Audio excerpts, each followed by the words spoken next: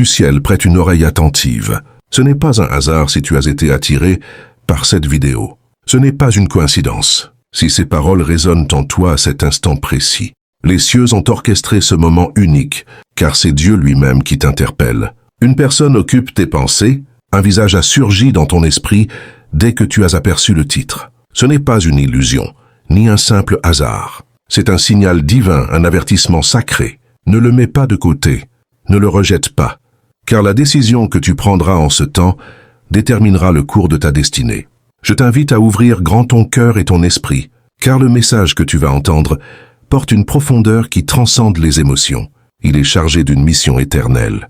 Dieu t'appelle à regarder au-delà des apparences, à discerner que cette situation ne se limite pas à l'amour, au combat ou aux désillusions. Il s'agit de ta vocation, de ton alignement divin, de l'avenir que Dieu a tracé pour toi. Sache-le bien. L'ennemi tremble à l'idée de ce qui arrivera si tu tiens bon. C'est pourquoi ce message t'a atteint. Avant d'aller plus loin, je t'invite à faire un geste significatif. Si ces mots vibrent dans ton âme, appuie sur le bouton « J'aime ». Ce geste, aussi simple soit-il, scelle ton engagement avec ce que le ciel déverse sur toi. Abonne-toi si tu ne l'as pas encore fait, pour ne jamais manquer les paroles que Dieu destine à ses élus dans cet espace. Et surtout, inscris le nombre 99 dans les commentaires. Pourquoi 99 ? Car il symbolise celui qui était sur le point d'abandonner, celui que le berger recherche, en laissant tout derrière. En l'écrivant, tu proclames « Je ne suis pas égaré, je suis retrouvé, je ne renoncerai pas à ce que Dieu m'a confié. » Dieu a un message pour toi, très cher élu du ciel. Reste avec moi jusqu'au bout, car ce que tu vas entendre transformera ta vision de cette personne et, plus encore, la manière dont tu perçois l'action de Dieu dans ta vie. L'avertissement véritable commence ici. Et lui, il y a une vérité essentielle que beaucoup négligent. Dieu ne permet pas de rencontres fortuites. Lorsque vos chemins se sont croisés, ce n'était ni accidentel ni anodin. Ce n'était pas juste une page de ton histoire. C'était un rendez-vous ordonné par le ciel, inscrit avant la fondation du monde. Repense à ce premier instant où vos vies se sont entrelacées. Peut-être une parole échangée qui semblait étrangement familière, un regard qui a touché ton âme plus profondément que prévu, ou une intuition qui murmurait « Sois attentif, veux. Ceci n'est pas ordinaire. » Cet instant portait l'empreinte divine, marquant une connexion appelée à devenir un champ de bataille. Non pas parce qu'elle manquait de sens, mais parce qu'elle est porteuse d'une mission immense. Certaines relations s'évanouissent vite, comme des ombres au coucher du soleil, mais d'autres s'attardent, gravant une empreinte indélébile dans ton être. Cette personne n'est pas simplement quelqu'un que tu as croisé sur ta route. Non, elle est liée à ta vocation. Sa présence dans ta vie est destinée à te modeler, à te mettre au défi, à t'élever vers la destinée que Dieu a préparée pour toi. C'est pourquoi ce lien semble si particulier, si intense et si indestructible, même lorsque les épreuves menacent de le briser. Car il n'a jamais reposé sur une intention humaine, mais sur un décret divin. Soyons clairs, il ne s'agit pas de rêves romantiques ou d'illusions. Il s'agit d'une mission. Dieu ne met pas ses élus en relation avec des personnes sans un dessein précis. Parfois, cette personne détient les clés de porte que tu ne peux ouvrir seul. Parfois, elle agit comme un miroir, révélant des facettes de ton âme que tu préférerais ignorer, mais que tu dois affronter pour évoluer. Parfois, elle est celle choisie pour marcher à tes côtés dans la tempête, afin que la promesse en toi ne soit pas étouffée par l'isolement. Chaque moment partagé, chaque épreuve, chaque réconciliation tisse une trame bien plus vaste que tes sentiments. Voici le mystère. L'ennemi perçoit ce dessein, même si toi tu ne le vois pas encore. Il connaît la puissance de deux âmes unies sous l'autorité divine. Il sait ce qui se produit lorsque la mission rencontre l'harmonie. C'est pourquoi les assauts s'amplifient, pourquoi le trouble s'installe, pourquoi les incertitudes murmurent plus fort dans la nuit. Plus l'ennemi s'acharne, plus la vérité devient évidente. Il ne s'attaque qu'à ce qui menace son royaume. Élu, ancre cette vérité dans ton cœur. Lorsque Dieu tisse une histoire, l'ennemi la combat avec acharnement. C'est pourquoi tu ressens cette opposition. C'est pourquoi tu te demandes « Pourquoi cette douleur est-elle si vive ? Si elle vient de Dieu, elle fait mal parce qu'elle compte. Elle est pesante parce qu'elle est sacrée. Si ce lien n'avait pas une portée éternelle, il se serait dissous sans bruit, sans lutte. Mais le fait que tu sois encore là, toujours connecté à cette personne dans ton esprit, incapable de lâcher prise malgré les tempêtes, est une preuve de la volonté divine. Le comprends-tu maintenant? Cette première rencontre n'était pas seulement le début d'une relation, c'était l'amorce d'une mission. Le ciel a placé dans ce lien quelque chose que vous ne saisissez pas encore pleinement. Et l'ennemi fera tout pour l'anéantir, avant que vous ne découvriez sa véritable nature. C'est pourquoi tu dois persévérer. Pas aveuglément, pas passivement, mais avec discernement, avec prière, avec une foi ferme que ce que Dieu a conçu ne peut être défait par le chaos. Ressens cela au plus profond de toi. Tu te tiens sur un sol consacré. Ce lien n'a jamais été une erreur. C'était le dessein du ciel. Et dès l'instant où tu en prendras conscience, tout ce qui concerne cette lutte aura un sens. Permets-moi de te laisser avec une question qui doit consumer ton cœur jusqu'à notre prochain échange. Si Dieu a pris la peine d'entrelacer ton chemin avec celui de cette personne, oseras-tu le considérer comme banal ou commenceras-tu à le voir comme le champ de bataille qu'il est réellement? Celui que l'ennemi redoute de te voir emporter élu? Ouvre les yeux sur la véritable guerre dans laquelle tu es engagé, en ce moment. Il ne s'agit pas de querelles, de malentendus ou de silence pesant. Il ne s'agit pas de divergences de caractère ou de blessures qui refont surface par moments. Ce que tu vis est bien plus profond, bien plus sombre et infiniment plus calculé que ce que l'œil humain peut percevoir. Les Écritures le disent clairement. Notre combat n'est pas contre la chair et le sang, mais contre les principautés, les puissances et les dominateurs des ténèbres. Cela signifie que l'angoisse que tu ressens, le poids qui oppresse ton cœur, l'envie soudaine de tout laisser tomber, tout cela ne vient pas de la personne en face de toi. C'est l'ennemi qui sème stratégiquement des graines de découragement, espérant que tu renonceras à un engagement que tu commences à peine à comprendre. Sa tactique est toujours insidieuse. Il ne se présente pas en brandissant un étendard de destruction. Non, il murmure. Il transforme les petits problèmes en obstacles insurmontables. Il prend une simple dispute et la gonfle en un récit qui proclame « Tu vois, ça ne fonctionnera jamais ». Il ravive d'anciennes blessures et les travestit en vérité actuelle, te faisant croire que le passé est condamné à se répéter. Sa stratégie n'est pas la force brute, mais l'usure. Il n'a pas besoin de t'anéantir d'un seul coup. Il lui suffit d'éroder ta foi peu à peu, jusqu'à ce que tu relâches volontairement ce que Dieu a uni. Voici le danger. Si tu capitules maintenant, tu ne te détournes pas seulement d'une personne, tu te détournes d'une mission divine. Ce lien ne concerne pas seulement la compagnie. Il s'agit d'un dessein pour le royaume. Certaines batailles ne sont pas destinées à être menées seules. Certains appels ne sont pas faits pour être portés sans soutien. Le ciel t'a uni à cette personne pour une raison précise.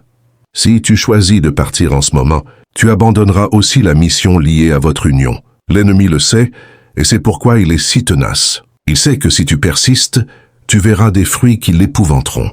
Mais si tu abandonnes, il triomphe sans effort supplémentaire. Réfléchis un instant. Combien de fois as-tu songé à renoncer pour ressentir une douleur profonde, comme si une force plus grande te ramenait en arrière? Cette douleur est ton esprit, qui reconnaît que ce combat dépasse les émotions. Il s'agit de ta destinée. Tu le sens dans tes tripes. Cette lutte est plus vaste que vous deux, car l'ennemi ne s'attaque pas à votre relation.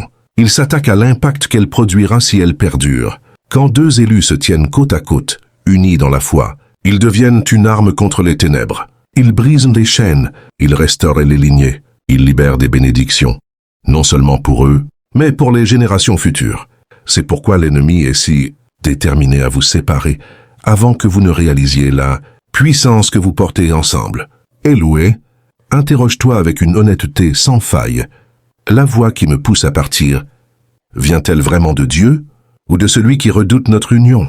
Car Dieu ne parle jamais par la peur. Il ne susurre pas le désespoir. Il ne guide pas par le découragement. La voix du berger apporte la paix, même dans la correction, la direction, même dans la confusion, la clarté, même dans le silence. Si la voix que tu entends ne fait que t'inciter à renoncer, tu dois en identifier la source. L'ennemi imite la logique. Il manipule les émotions. Il déguise la défaite en sagesse. Mais au fond, ton esprit discerne la différence. Ne te laisse pas duper. La tempête qui t'entoure n'est pas la preuve que ce lien est fragile. C'est la preuve qu'il est puissant. S'il était insignifiant, l'ennemi t'aurait laissé en paix. Il ne gaspille pas ses ressources sur ce qui ne représente aucune menace. Le fait que tu sois assiégé témoigne du poids de ce lien dans le royaume spirituel. Si tu lâches prise maintenant, tu cèdes la victoire, non seulement sur ta relation, mais aussi sur la mission que Dieu t'a confiée à travers elle. L'urgence est là. Tu ne peux pas te permettre de capituler. Pas maintenant, alors que les enjeux sont si grands. Ta persévérance ne se limite pas à l'amour. Elle relève de l'obéissance à celui qui a placé cette personne dans ta vie avec une intention divine. Si tu pars trop tôt, tu ne sauras jamais ce qui aurait pu être libéré si tu avais tenu bon. Mais si tu endures un jour, tu regarderas en arrière et comprendras que chaque bataille était une étape vers une percée. Prends un moment pour assimiler cela. La tension que tu ressens n'est pas un signal d'abandon. C'est la preuve que tu es proche de quelque chose que l'ennemi redoute. Les assauts sont intenses, parce que le dessein l'est encore plus. Alors, je te pose à nouveau la question. Laisse-la résonner dans ton âme. À qui prêtes-tu vraiment l'oreille? À Dieu qui a tracé ton avenir ou à l'ennemi qui le craint? Écoute ceci avec toute la force de ton être. Le fardeau que tu portes, le conflit qui semble écrasant, le silence qui sonne comme un abandon, la douleur qui te fait douter de la valeur de tout cela. Rien de tout cela n'est le signe d'un échec, c'est le signe d'un dessein. Avant chaque percée divine, les combats s'intensifient. Ce n'est pas une lutte isolée, c'est un modèle inscrit dans toute l'Écriture. Pense à Joseph, un jeune homme porteur de visions données par Dieu, des visions de grandeur, de leadership, d'élévation. Pourtant, avant que ces visions ne prennent vie, il fut trahi par ses frères, jeté dans une fosse, vendu comme esclave, accusé à tort et emprisonné. Des années passèrent dans l'obscurité, et il devait sembler que la promesse divine était une illusion cruelle. Mais ce que Joseph ne voyait pas dans son cachot, c'est que la prison était l'antichambre du palais. Chaque épreuve le forgeait pour porter l'autorité à laquelle il était destiné. L'épreuve n'était pas un abandon de Dieu. C'était la preuve que son dessein était trop grand pour naître sans opposition. Pense à David, oint comme roi alors qu'il n'était qu'un humble berger. L'huile de la destinée coulait sur lui. Pourtant, au lieu d'un trône, il se retrouva pourchassé, fuyant Saül, se cachant dans des grottes, vivant comme un paria. Imagine son tourment, sachant que Dieu l'avait choisi pour la grandeur, mais contraint de vivre dans l'ombre. Ces grottes, cependant, n'étaient pas vaines. Elles furent le creuset où David apprit à louer dans les ténèbres, à guider des hommes dans la bataille, à s'appuyer sur Dieu d'une manière qu'un palais n'aurait jamais pu lui enseigner. La fuite n'était pas une punition, c'était une préparation. Et Job, un homme juste devant Dieu, pourtant dépouillé de tout, famille, richesse, santé, dignité. Ses amis le raillaient. Sa femme lui conseilla de maudire Dieu et de mourir. Dans les cendres de son épreuve, Job posa les mêmes questions que tu te poses peut-être. Pourquoi moi? Pourquoi cela? Pourquoi le ciel reste-t-il muet quand j'ai le plus besoin de lui? Mais la fin de l'histoire de Job révèle une vérité. Dieu le restaura, multiplia ses bénédictions et fit de son témoignage un phare de foi pour les générations. La souffrance de Job n'était pas vaine. Elle prouvait que sa foi était plus forte que les flammes. Vois-tu le schéma? La prison de Joseph, la grotte de David, les cendres de Job, toutes étaient des étapes d'écrasement avant la gloire. Et maintenant, regarde ta propre vie, les tensions dans ton lien, le silence qui te fait douter, la douleur qui te pousse à renoncer. Ce ne sont pas des hasards. Ce sont les flammes qui purifient, les tempêtes qui confirment que tu portes quelque chose que l'ennemi veut à tout prix anéantir. Il ne déploie ses armes que contre ce qui menace son emprise. L'intensité de tes épreuves, leur acharnement est la preuve que tu cherchais. Élu, tu n'es pas dans cette tempête parce que Dieu t'a oublié. Tu es dans cette tempête parce qu'il t'a choisi. La résistance est le signe le plus clair que la promesse est proche. Les heures les plus sombres précèdent toujours l'aube. Les attaques les plus féroces surviennent quand l'ennemi sait que son temps est compté. La pression que tu ressens n'est pas la fin. C'est le signe que la délivrance divine est plus proche que jamais. Alors, permets-moi de te poser cette question. Quelle brûle en toi? Si Joseph avait renoncé en prison, si David avait capitulé dans la grotte, si Job avait maudit Dieu dans ses cendres, leurs destinées se seraient-elles accomplies? Non. Il en va de même pour toi. L'épreuve que tu traverses n'est pas la dernière page de ton histoire. C'est le dernier test avant la victoire. Et voici le secret que l'ennemi veut te cacher. Cette épreuve ne te détruit pas. Elle te révèle. Elle révèle ton amour, ta foi, ton endurance, Quand la fumée se dissipera, tu ne feras pas que survivre. Tu te lèveras avec la preuve que ton dessein valait chaque combat. Alors je te laisse avec ceci.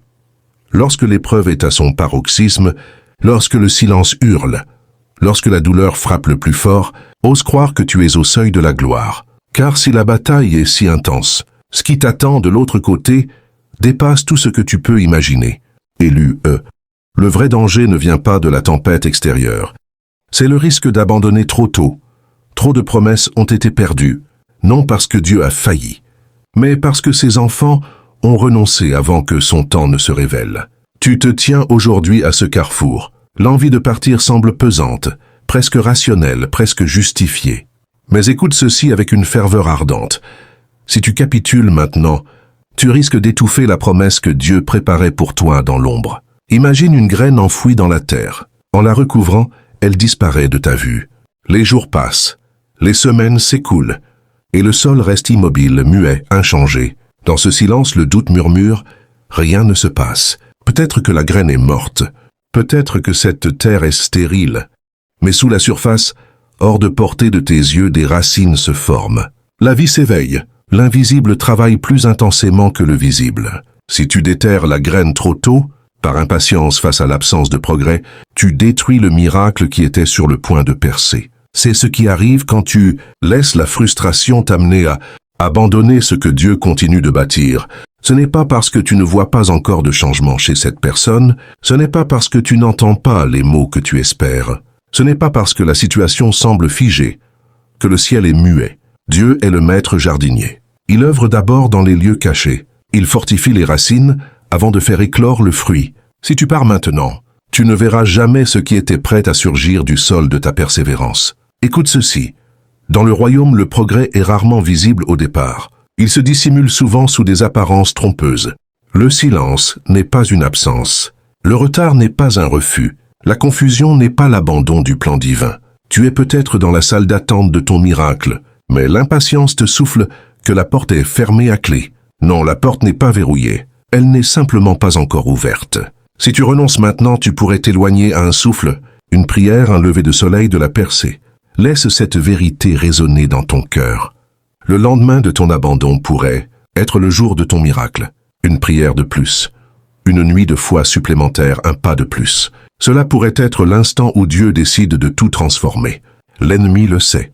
Et c'est pourquoi sa plus grande arme n'est pas toujours la destruction. C'est le découragement. S'il parvient à te convaincre d'abandonner tôt, il n'aura plus à te combattre. Il gagne sans effort. Repense au moment de ton passé où tu étais sur le point de renoncer. Quand tout semblait fini, et soudain quelque chose a changé. Combien de fois la lumière a-t-elle percé l'obscurité? Juste parce que tu as tenu bon un peu plus longtemps? Ces instants ne sont pas des hasards. Ce sont des preuves que Dieu honore la persévérance. Ce sont des rappels que la récolte vient toujours, mais seulement pour ceux qui refusent de déterrer la graine. Alors, je t'avertis solennellement, ne t'éloigne pas de ce que Dieu est encore en train de construire.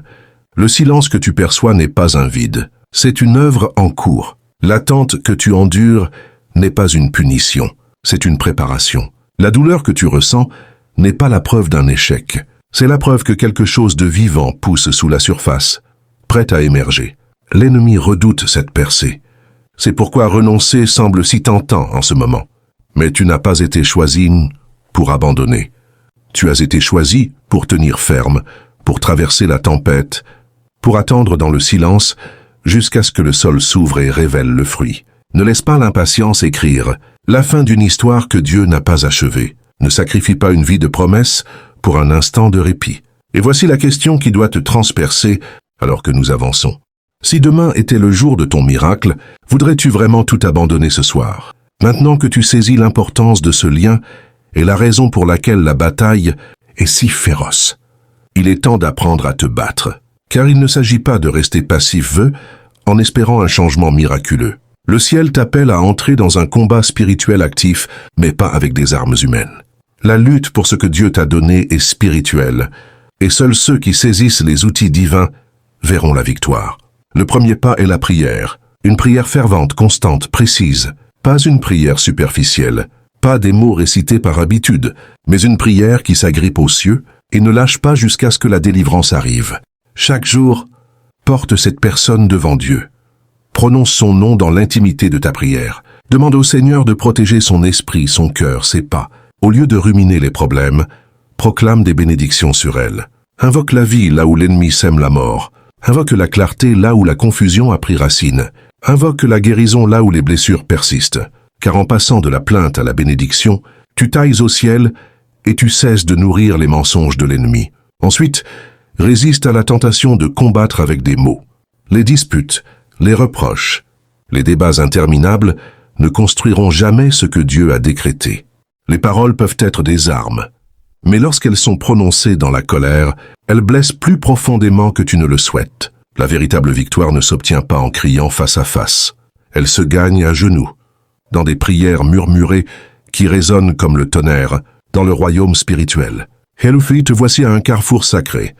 Tu as entendu l'appel du ciel, ressenti le poids de cette connexion divine, et compris que la tempête qui t'entoure n'est pas un accident, mais une bataille spirituelle, orchestrée dans les royaumes invisibles. Ce lien avec cette personne, ce visage qui hante tes pensées, cette âme qui semble à la fois si proche et si lointaine, n'est pas une coïncidence. C'est une mission, un dessein gravé dans l'éternité par la main de Dieu. Mais ce n'est que le début. Ce message est une flamme allumée dans l'obscurité, un guide pour t'équiper dans la guerre sainte qui t'attend. L'ennemi tremble, car il sait que si tu persévères, si tu saisis les armes spirituelles à ta disposition, tu deviendras une force imparable contre son royaume. Alors, redresse-toi, ajuste ton regard et ouvre ton cœur. Ce que tu vas entendre dans les prochaines minutes n'est pas une simple exhortation. C'est un plan de bataille divin pour réclamer la victoire que Dieu a déjà décrétée. Ce n'est pas une vidéo parmi d'autres. C'est un rendez-vous avec ton destin. Reste jusqu'au bout. Car ce message va transformer ta compréhension de cette lutte et révéler la gloire qui t'attend au-delà des flammes. 1. La prière, une flèche enflammée. La prière est ton arme la plus puissante, mais elle doit être maniée avec intention. Ce n'est pas un murmure distrait ou une requête timide. C'est un cri ardent qui perce les cieux et fait trembler les fondations des ténèbres. Imagine-toi comme un archer sur un champ de bataille spirituel, chaque prière étant une flèche enflammée visant les murailles de l'ennemi. Chaque matin, prends un moment sacré pour présenter cette personne devant Dieu. Prononce son nom comme une offrande, avec une foi qui défie le doute. Demande au Seigneur de purifier son esprit des mensonges qui l'entravent, de fortifier son cœur contre les ombres du découragement et de guider ses pas vers la vérité divine. Ne te contente pas de prier pour une solution rapide.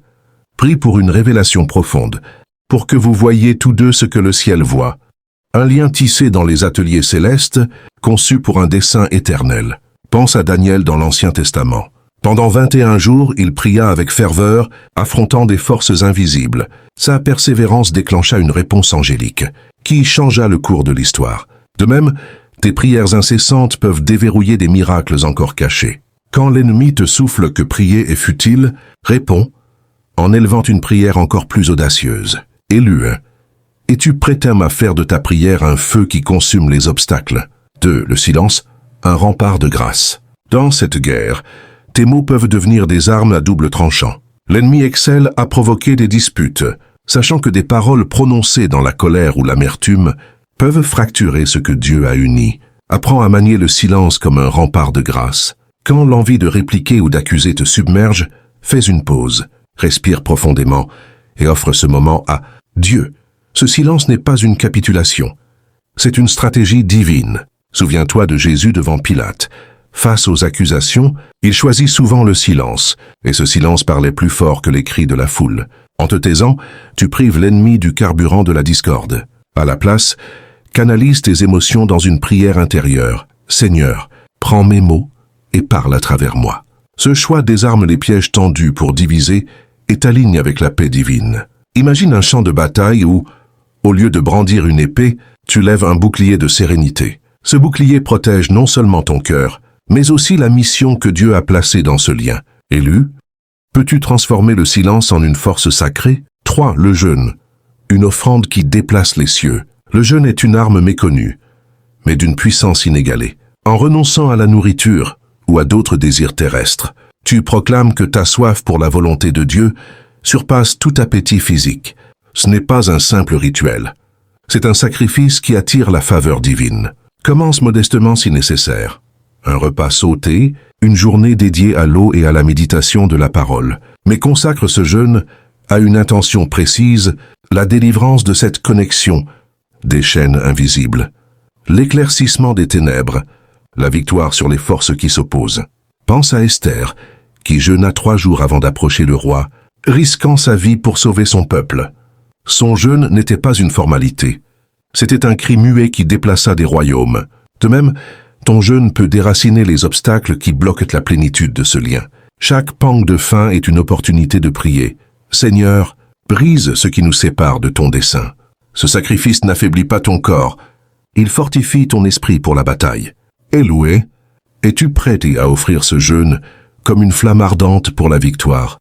4. La parole, une épée vivante. La parole de Dieu est une épée vivante, capable de trancher les mensonges de l'ennemi et de révéler la vérité. Chaque jour, choisis des versets qui parlent de restauration, d'unité, de triomphe. Par exemple, proclame Ésaïe 54, 17. Toute arme forgée contre toi sera sans effet. Ne lis pas ces mots comme un simple texte. Déclare-les avec l'autorité d'un général sur le champ de bataille. Imagine chaque verset comme une pierre précieuse que tu places dans la fondation de cette connexion. Quand les doutes surgissent, ce lien est-il vraiment de Dieu? Réponds avec la vérité scripturaire. Ce que Dieu a uni, nul ne peut le séparer. Matthieu 19, 6. Pense à David, qui, dans les grottes de sa fuite, chantait des psaumes de victoire. Ses paroles invoquaient la présence divine, transformant les ténèbres en lumière. De même, tes déclarations peuvent remodeler la réalité spirituelle de ce lien. Écris ces versets dans un carnet. Affiche-les sur ton mur. Grave-les dans ton cœur. Laisse-les devenir ton armure contre les flèches du doute. Éloué, es-tu prêt à brandir l'épée de la parole pour défendre cette mission? 5. L'histoire de Myriam, une flamme dans la tempête. Pour ancrer ces vérités, écoute l'histoire de Myriam, une femme qui traversa une tempête semblable à la tienne. Myriam rencontra un homme qui semblait être une réponse divine à ses prières. Leur connexion était profonde, mais rapidement assaillie par des malentendus, des silences douloureux et des influences extérieures qui semaient le chaos. Elle était prête à tout abandonner, convaincue que ce n'était qu'une illusion. Mais lors d'une retraite spirituelle, une voix sage lui dit « Ce n'est pas un hasard, c'est une mission ». Myriam choisit alors de combattre spirituellement. Chaque matin, elle priait pour lui, bénissant son chemin au lieu de le maudire. Elle jeûna 1 fois par semaine, offrant sa faim comme un sacrifice. Elle déclara des Écritures, comme Joël 2,25. « Je vous rendrai les années qu'a dévoré la sauterelle. » Et face aux provocations, elle choisit le silence, laissant Dieu parler à sa place. Pendant des mois, rien ne semblait bouger. Les silences s'éternisaient, les doutes hurlaient. Mais un soir, cet homme l'appela, le cœur transformé. Il confessa que des rêves et une conviction intérieure l'avaient ramené à elle. Leur union devint un ministère, guidant d'autres couples, à travers des tempêtes similaires. Myriam te dirait aujourd'hui, j'ai failli renoncer. Mais la bataille était la preuve que Dieu travaillait. Que son histoire soit une torche dans ton obscurité. Élu. Ta percée est plus proche que tu ne le crois. 6. La communauté. Une armée de foi. Tu n'es pas destiné à mener ce combat seul. Dieu a placé autour de toi une communauté de foi, des mentors, des amis pieux, une église vibrante pour te soutenir. Cherche ceux qui prient avec ferveur, sans juger ni semer la confusion. Comme dans Jacques 5,16. La prière fervente du juste a une grande efficacité. Partage ton fardeau avec 1 ou 2 confidents qui comprennent la dimension spirituelle de ce lien. Ensemble, formez un cercle de prière, un rempart contre les assauts de l'ennemi. Imagine vos voix unies comme un chœur céleste, faisant trembler les ténèbres, mais choisis avec discernement. Évite ceux qui réduisent tout à des raisonnements humains. Si tu n'as pas encore cette communauté, prie pour qu'elle se manifeste. Dieu est fidèle. Il enverra des guerriers spirituels pour se tenir à tes côtés. Pense aux disciples dans la chambre haute avant la Pentecôte. Leur unité attira le feu du Saint-Esprit. De même, ta communauté peut attirer des miracles. Élus, eux, as-tu des alliés pour cette bataille? 7. Les saisons du ciel. Une danse divine. Chaque connexion divine traverse des saisons, comme les cycles de la nature. Le printemps est une explosion de promesses, où tout semble facile. L'été apporte des défis qui forgent la croissance. L'automne offre des récoltes partielles, des signes de progrès. Et l'hiver, avec son silence glacial, semble tout figé. Si tu es dans un hiver spirituel, des moments de distance, de froid, de silence, ne désespère pas. L'hiver n'est pas la fin. C'est une préparation. Pense à une graine enfouie sous la neige.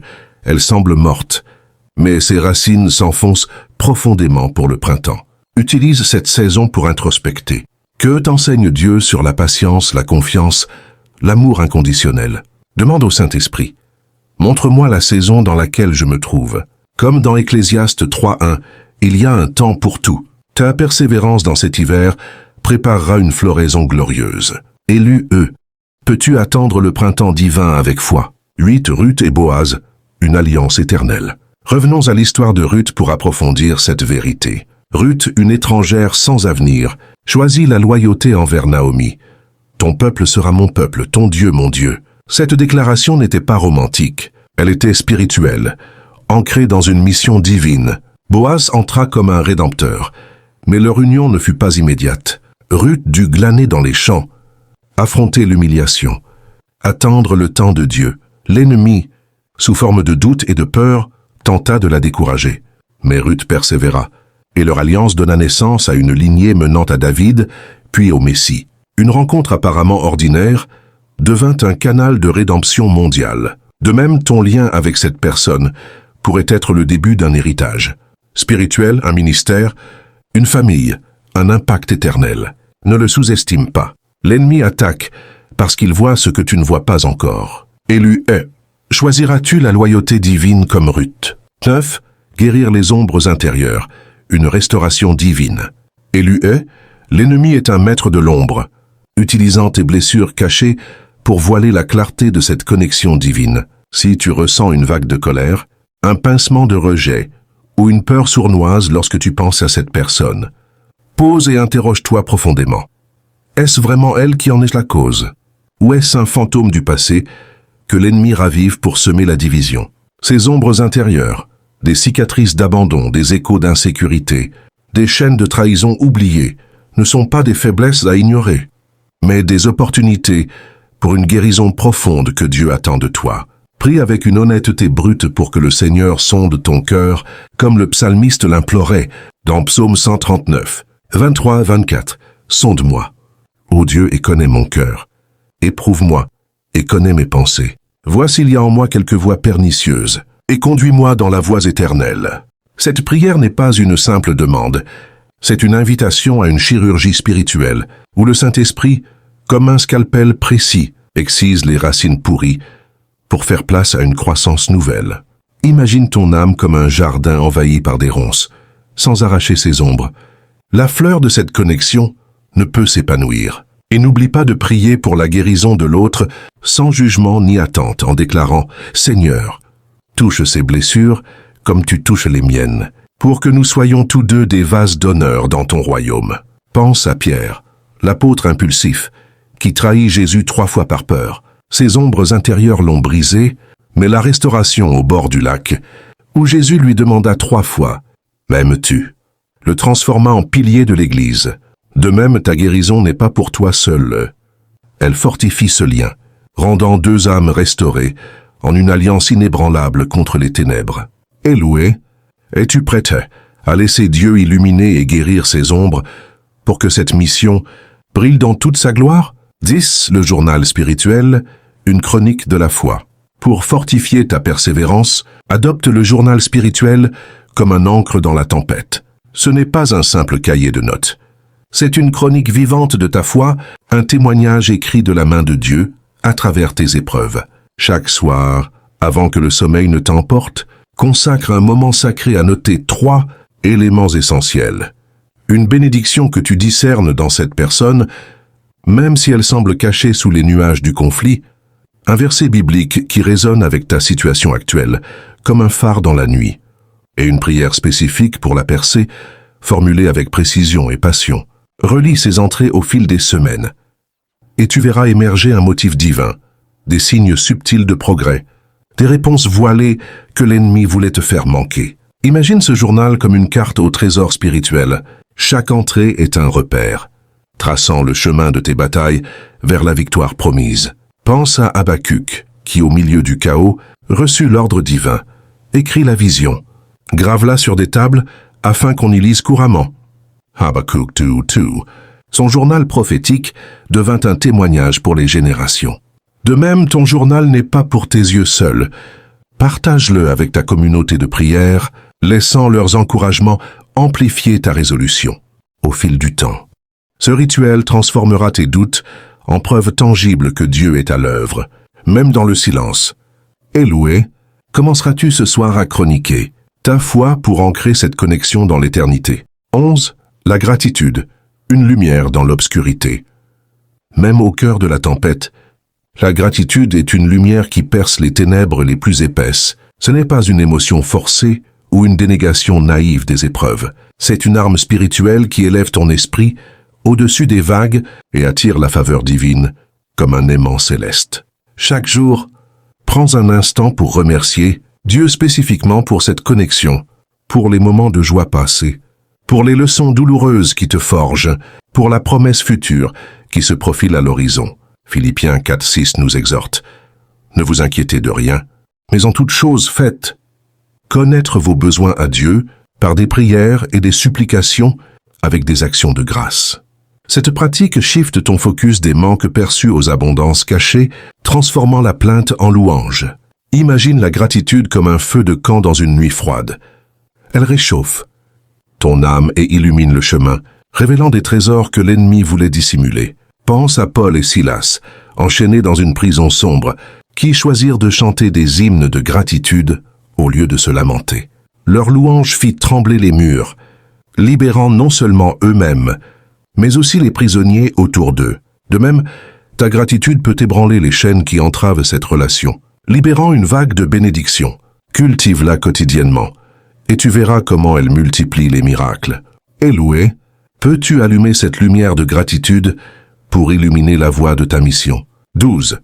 La souveraineté divine, une ancre inébranlable. Au milieu du tumulte, rappelle-toi la souveraineté absolue de Dieu, cette vérité inébranlable que rien, absolument rien, n'échappe à son contrôle souverain. Même les attaques les plus vicieuses de l'ennemi servent son plan éternel, transformant le mal en bien pour ceux qui l'aiment. Comme dans l'histoire de Job, où Satan dut demander permission pour tester. Dieu permet les épreuves non pour nous détruire, mais pour nous raffiner comme l'or dans le feu. Romains 8:28. Proclame. Nous savons que toute chose concourt au bien de ceux qui aiment Dieu, de ceux qui sont appelés selon son dessein. Cette promesse n'est pas une consolation vide, c'est une ancre qui stabilise ton âme quand les vents hurlent. Imagine la souveraineté divine comme un océan immense. Les vagues de la bataille peuvent te secouer, mais elles sont toutes contenues dans sa main. Pense à Joseph, vendu par ses frères, accusé injustement, emprisonné des épreuves qui semblaient chaotiques, mais qui le positionnèrent pour sauver des nations. Sa déclaration finale à ses frères, « Vous aviez médité de me faire du mal, Dieu l'a changé en bien. » Genèse 50:20. De même, dans cette connexion, ce qui semble être du chaos est, en réalité, une orchestration divine pour un dessein plus grand. Confie-toi à cela, et la paix remplacera la peur. Élu, fais-tu confiance à cette souveraineté pour guider ta bataille? 13.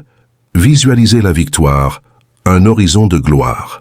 La visualisation n'est pas un exercice mental mondain, c'est une pratique spirituelle qui aligne ton cœur avec la promesse divine. Ferme les yeux et imagine la percée.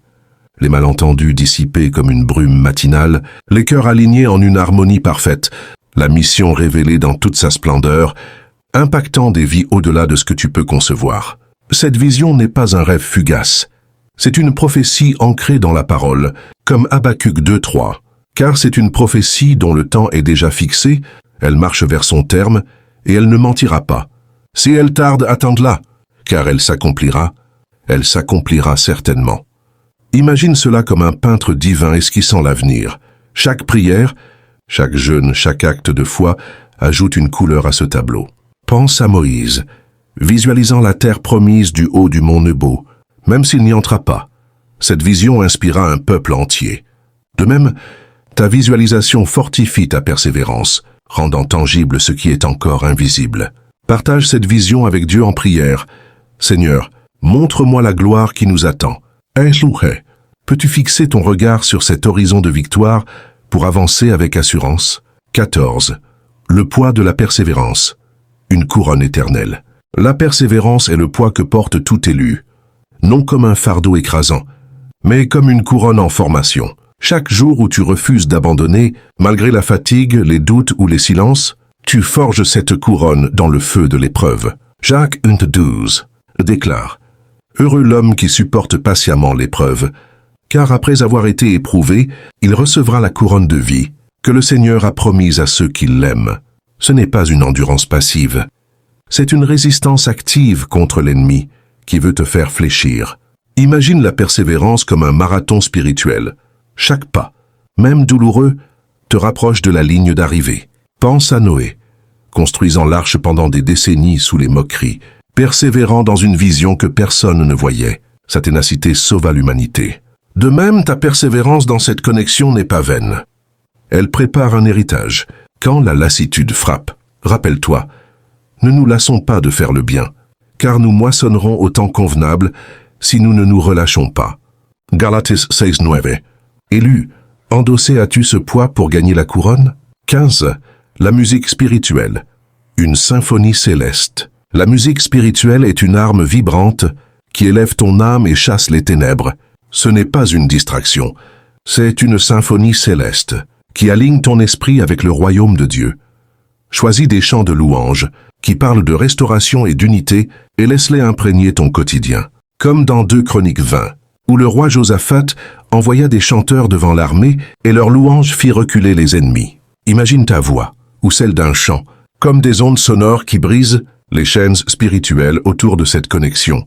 Crée une playlist dédiée, des psaumes mis en musique, des hymnes de victoire. Chante-les lors de tes prières, transformant la solitude en un concert divin. Pense à Paul et Silas chantant en prison. Leur musique libéra des miracles. De même, ta musique spirituelle peut libérer la percée. Élu, laisseras-tu la symphonie céleste résonner dans ta bataille? 16. L'exercice physique, une métaphore de la discipline spirituelle. L'exercice physique est une métaphore puissante de la discipline spirituelle requise dans cette guerre. Comme Paul le dit en 1 Corinthiens 9, 26-27, « Je cours donc, non comme à l'aventure, je frappe, non comme battant l'air, mais je traite durement mon corps et je le tiens assujetti. Marche, cours ou soulève des poids, en priant pour cette connexion, transformant la sueur en sacrifice. Imagine chaque effort comme une frappe contre l'ennemi. Pense à David, entraîné comme berger, préparant sa victoire sur Goliath. Ta discipline physique fortifie ton endurance spirituelle. Héloïsieux, utiliseras-tu ton corps comme un temple de persévérance? 17. L'histoire de Paul, une transformation radicale. L'histoire de Paul est un témoignage vivant de transformation radicale. Persécuteur devenu apôtre, il affronta des épreuves pour sa mission. Acte 9 décrit sa conversion sur le chemin de Damas. Malgré les chaînes, il persévéra. Imagine Paul écrivant des épîtres en prison. Sa foi transforma des églises. De même, ta connexion peut être transformée. Élu, inspireras-tu par une histoire comme celle de Paul? 18. La patience, une vertu forgée dans le feu. La patience est une vertu forgée dans le feu des délais divins. Ce n'est pas une attente passive, c'est une confiance active en le timing de Dieu. Psaume 27-14. Espère en l'Éternel. Fortifie-toi et que ton cœur s'affermisse. Espère en l'Éternel. Imagine la patience comme une racine s'enfonçant dans la terre fertile de la foi. Pense à Abraham, attendant Isaac pendant des décennies. Sa patience engendra des nations. Dans cette connexion, la patience révèle le dessein. Élu, cultiveras-tu cette vertu pour récolter la gloire? 19. Les signes divins, des murmures du ciel. Les signes divins sont des murmures du ciel, confirmant ta voix. Ce ne sont pas des coïncidences, ce sont des clins d'œil de Dieu. Prie pour les discerner. Un verset, une rencontre, un rêve. Comme Gédéon avec la toison, Juge 6 demande confirmation. Imagine ces signes comme des étoiles guidant dans la nuit. Pense à Élie, entendant Dieu dans un murmure. Dans cette bataille, les signes fortifient ta foi. Élu, ouvriras-tu les yeux à ces murmures? Une porte à la force. La confession des faiblesses ouvre la porte à la force divine. Jacques 5,16. Confessez donc vos péchés les uns aux autres et priez les uns pour les autres. Ce n'est pas une humiliation, c'est une libération. Imagine la confession comme un vent chassant les nuages. Pense à David confessant son péché avec Bathsheba, psaume 51. Sa vulnérabilité le restaura. Dans cette connexion, confesse pour guérir. Élubie, libéreras-tu tes faiblesses pour gagner en force? 21. La bénédiction quotidienne, un bouclier de lumière. La bénédiction quotidienne est un bouclier de lumière contre les ténèbres. Chaque jour, bénis cette personne en prière. Seigneur, bénis-la avec ta paix et ta vérité. Nombre 6, 24, 26 offre une formule puissante. Imagine ces bénédictions comme des graines semées dans un sol fertile. Pense à Job, béni doublement après ses épreuves. Tes bénédictions accélèrent la percée. Élu E. Adopteras-tu cette pratique pour protéger ta mission? 22. La vision globale du royaume, au-delà de l'individuel. La vision globale du royaume élargit ton regard au-delà de l'individuel. Cette connexion n'est pas seulement pour toi, c'est pour le royaume de Dieu. Matthieu 6, 33. Cherchez premièrement le royaume et sa justice. Imagine ton lien comme un fil dans une tapisserie divine. Pense à Esther, sauvant un peuple par sa position. Ta vision globale motive la persévérance. Élu UE, élargiras-tu ton regard pour embrasser le royaume? 23. Préparer le témoignage. Une histoire pour les générations. Préparer ton témoignage est une anticipation de la victoire. Note les batailles et les victoires partielles comme un récit prêt à inspirer. Apocalypse 12, 11. Ils l'ont vaincu par le sang de l'agneau et par la parole de leur témoignage. Imagine ton histoire comme un livre ouvert pour les générations. Pense à Marie-Madeleine, témoignant de la résurrection. Ton témoignage glorifiera Dieu. Élu, commenceras-tu à préparer ce récit? 24. L'ultime surrender, une remise totale. L'ultime surrender est une remise totale à Dieu. Ce n'est pas une défaite, c'est une victoire en sa main. Proverbe 3, 5, 6. Confie-toi en l'Éternel de tout ton cœur et ne t'appuie pas sur ta propre intelligence. Imagine le surrender comme lâcher une corde pour tomber dans les bras divins. Pense à Jésus au Gethsémané. Non pas ma volonté, mais la tienne. Dans cette connexion, le surrender libère les miracles. Élu, te rendras-tu pleinement pour voir sa gloire? 25. L'espoir inébranlable, une flamme éternelle. L'espoir inébranlable est une flamme éternelle qui défie les tempêtes. Hébreux 6, 19. Cette espérance, nous la possédons comme une encre de l'âme, sûre et solide. Ce n'est pas un optimisme fragile, c'est une certitude ancrée en Dieu. Imagine l'espoir, comme un phare sur une côte rocheuse. Pense à les Hébreux dans le désert, espérant la terre promise. Ton espoir soutient cette mission. Élu E. Entretiendras-tu cette flamme pour illuminer l'avenir? Élu E. Tu as parcouru un chemin sacré, du feu de la prière à l'espoir inébranlable. Cette connexion est une mission divine, un brasier allumé par Dieu pour sa gloire. Chaque arme, chaque histoire, chaque vérité est un outil pour ta victoire. Ne t'arrête pas, la percée est imminente. Montre au ciel ta résolution. Clique sur le bouton « J'aime » pour sceller ton alliance avec ce message divin. Abonne-toi à la chaîne Presse, AMSIL, éveillé, pour recevoir chaque parole destinée à fortifier ton esprit. Et dans les commentaires, écris 99 en lettres. Ce nombre proclame que tu es celui-celle que le berger sauve, refusant l'abandon. Ce geste est ton serment. Je suis élu, et je triompherai pour l'éternité. Que ta foi embrase le monde. Amen.